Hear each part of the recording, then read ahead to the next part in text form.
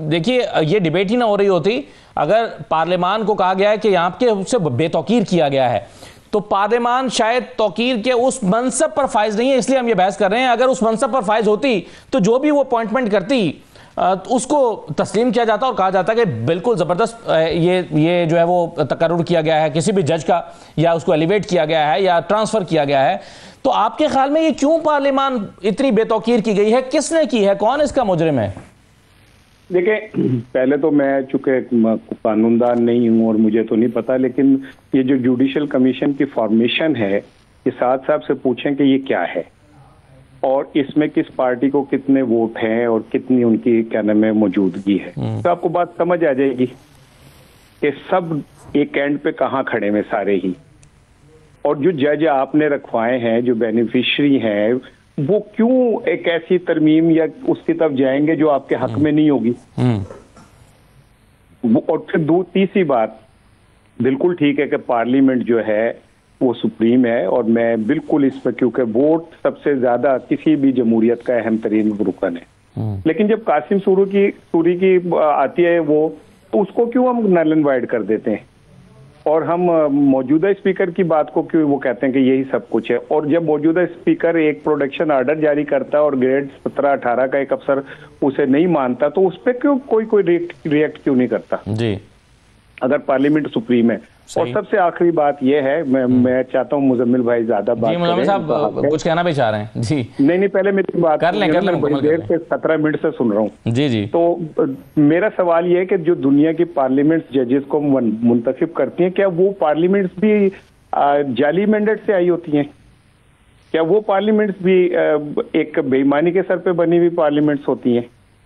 क्या उनकी क्रेडिबिलिटी भी हमारी पार्लियामेंट जितनी होती है? पार्लियामेंट्स में भी तो फर्क होता है ना। वो पार्लियामेंट्स जो होती हैं उनके ऊपर कोई उंगली नहीं उठा सकता। आज खैर अच्छा है, अल्लाह ताला ने एक हमारे इंसाफ का दरवाजा खोला। आज एक ट्रिब्यूनल ने मरियम साहिबा के खिलाफ इंतखाबी उजरदारी खत्म कर दी है।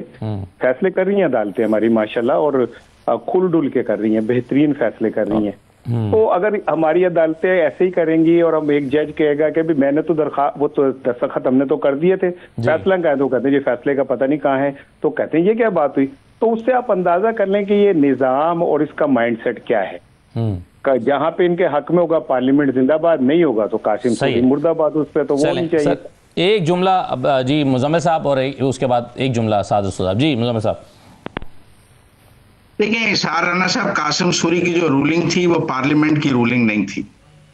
अगर वो पार्लियामेंट के 172 अरकान की तौसीक से रूलिंग जारी की गई होती, अक्सरियत से वो पेश करते और उसको पार्लियामेंट की अक्सरियत की हमायत हासिल होती, तो वो रूलिंग कभी भी चैलेंज नहीं हो सकती थी, क्योंकि वो पार्लियामेंट की रूलिंग हो जाती है, उस पर 172 वोटों की मोहर लगी होती है अक्सरियत की जी। वो फर्द वाहिद की रूलिंग थी और जो आइन से मुतसादिम थी। इसलिए कासिम सूरी की रूलिंग ने उसने अदम एतमाद को अपनी जाती आमराना रूलिंग से खत्म करने की कोशिश की। उसने पार्लियामेंट का वोट का हक खत्म करने की कोशिश की कासिम सूरी ने। ठीक, उसने जिस काम के वोटिंग करानी थी, आप कहने कि ये मिसाल यहाँ पर नहीं दी जा सकती। सर वक्त खत्म हो रहा है। साद रसूल साहब बिल्कुल सही है। साथ साथ आप एक जजों के तबादले के हवाले से कमेंट करना चाह रहे थे, कर दीजिए। और एग्जीक्यूटिव मजिस्ट्रेट पे भी अगर कमेंट करना चाहें कि इससे क्या फर्क पड़ेगा, जरा कह दीजिएगा। सबसे पहले ये जजेस की तबादले वाली बात के ऊपर मैं गुजारिश करूं कि इसके अंदर बुनियादी प्रपोजल इस तरह की है कि जिस जज को ट्रांसफ़र किया जा रहा होगा, इस वक्त आर्टिकल 200 के नीचे हमारे आईन पाकिस्तान के आर्टिकल 200 के तहत उस जज की मर्जी शामिल होनी चाहिए। जो प्रपोजल है वो ये है कि उस जज की मर्जी खत्म कर दी जाएगी और या जुडिशल कमीशन का या चीफ जस्टिस का या किसी का फैसला इसके अंदर रख दिया जाएगा। इससे हो ये बज़ाहिरन तो इस्लामाबाद हाईकोर्ट के 5 जजेस के लिए है, लेकिन वो तो ऑलरेडी कोई मुकदमात नहीं सुन रहे, उनके सामने तो वैसे ही कोई मुकदमात नहीं लगते। इससे होगा ये कि ओवरऑल तमाम हाई कोर्ट्स के तमाम जजेस के अंदर एक चिलिंग इफेक्ट जाएगा।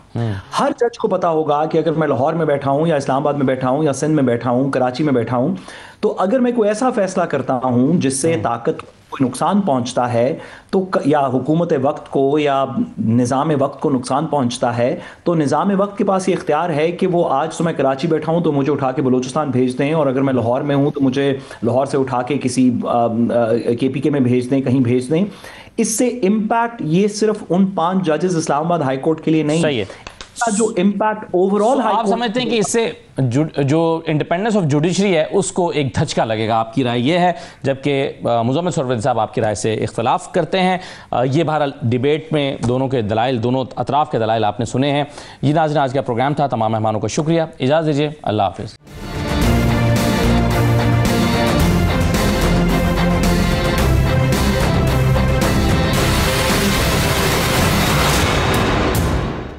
बिल्कुल सही है। एक चीज़ हम और भी देख रहे हैं कि मुशावरती अमल का आगाज़ हुआ और ये कहा जा रहा है कि इसार राना साहब के इस दफ़ा वो नहीं होगा, इस दफ़ा सबसे मुशावरत होगी, बातचीत होगी, पार्लियामान में इस पर बहस होगी, फिर वकला से डिस्कशन होगी। दूसरी तरफ खबरें ये हैं कि तमाम हुकूमती और अपोजिशन अरकान पार्लियामेंट को इस्लामाबाद पहुँचने की हिदायत की गई है और बैरूनी दौरों से रोक दिया गया है। पार्लियामानी जमातों ने भी इजलास तलब कर लिए हैं और आज एक खबर ये भी टीवी पर चली है कि अगले हफ्ते ये आईनी तरमीम पास हो सकती है पार्लियामान से। तो ये कैसे एक हफ्ते के अंदर अंदर मुशावरत का सारा अमल मुकम्मल होगा, जैसे कि राना सनाउल्लाह साहब दावा कर रहे हैं कि मुशावरत के बगैर इस मरतबा पास नहीं होगी, मुशावरत होगी। देखें, ये ऐसे ही पास होगी जैसे बिलावल साहब ने फिर 26वीं तरमीम की दफा कहा था कि कल तक मुशावरत कर लें, नहीं तो फिर हम जबरदस्ती जो है इसे कर लेंगे। तो ये इसी तरह की एक आइडियल मुशावरत इस बार भी हो जाएगी। और पीपल्स पार्टी जो है आप उसे कश्मीर के अंदर अचानक जो ये रुक गया सिलसिला हुकूमत साजी का, तो वो इसीलिए रुक गया कि अगर आप 27वीं तरमीम में खड़े होंगे तो कश्मीर ले लें, नहीं तो फिर वहां पे तो सब मामला रुका हुआ है। तो मेरा ख्याल है कि हमारी सियासी जमातें जो हैं वो आइन कानून से ज्यादा अपने मुफादात को सामने रख के इस तरमीम को देख रही है। और फजलुर रहमान साहब, पीटीआई, ये सब लोग इस नजर से इसे देख रहे हैं कि इसमें हमें क्या मिलेगा। तो मुशावरत तो ऑलमोस्ट 3 माह से जारी है।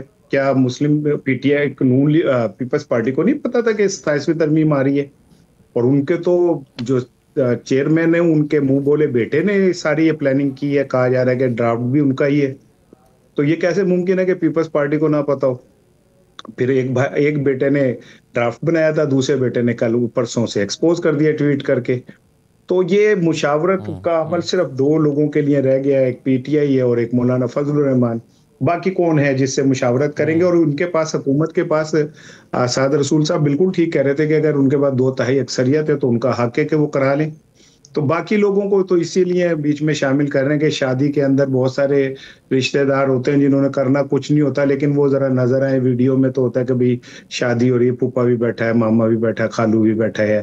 तो वो चाहे कुछ करें ना करें, सलामी दें ना दें, निकाह में उनके दस्तखत हो ना हो, लेकिन उनका होना जरूरी होता है।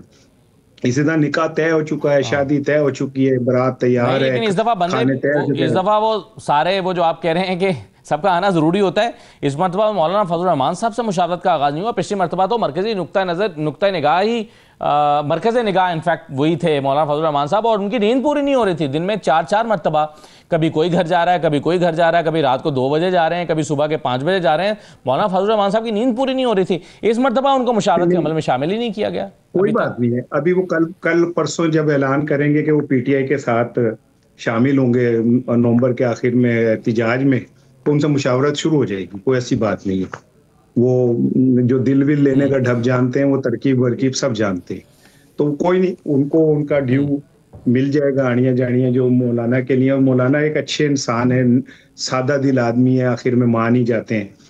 5000 वाला कालीन 500 में भी कर देते हैं सेल, कोई ऐसी बात नहीं है। मान जाएंगे, भाव शाव हो जाएगा, क्योंकि पॉलिटिकल पार्टियों के पास और है कुछ नहीं सिवाय इसके कि वो अपने मुफादात को देखें। अदरवाइज ये जो 26वीं तरमीम, 27वीं तरमीम, 18वीं तरमीम की बात कर रहे हैं, आइन में कोई तरमीम आई है कि ये जो ऊपर बैठे हुए सारे ही हुक्मरान हैं उनका कोई रास्ता रोका जाए, या आईपीपी जिन्होंने अरबों खरबों रुपए लूट लिए अवाम के और वो सारे ही हुक्मरान हैं, उनका रास्ता रोका नहीं आएगा कोई भी। सिर्फ यही वाली तरमीमें आएंगी जो आ रही है। सही है। तो आप मौलाना से नामुईद नहीं, आपको लगता है कि मौलाना मान जाएंगे जब नहीं, जरा सी सही है। साद रसूल साहब के सामने मैं 2-3 निकात रखना चाहता हूँ। एक तो आईनी अदालत का क़याम, क्यों अब इसकी ज़रूरत महसूस की जा रही है? आईनी बेंच मौजूद है, जो उससे तवक्कुआत थी क्या वो पूरी नहीं हो रही? आईनी अदालत क्यों ज़रूरी है? इससे क्या मकसद है? एग्जेक्टिव मजिस्ट्रेट के आने से क्या फ़र्क पड़ेगा अदालतों की कारकर्दगी में? और जजों के तबादले का इख्तियार जो हुकूमत अपने पास या जुडिशल कमीशन के पास इनफैक्ट रखना चाहती है, तो इससे क्या होगा? एक छोटे से ब्रेक के बाद ये तीनों निकात में साद रसूल साहब के सामने रखता हूँ और फिर बाकी मेहमानों के सामने भी। हमारे साथ रहिए।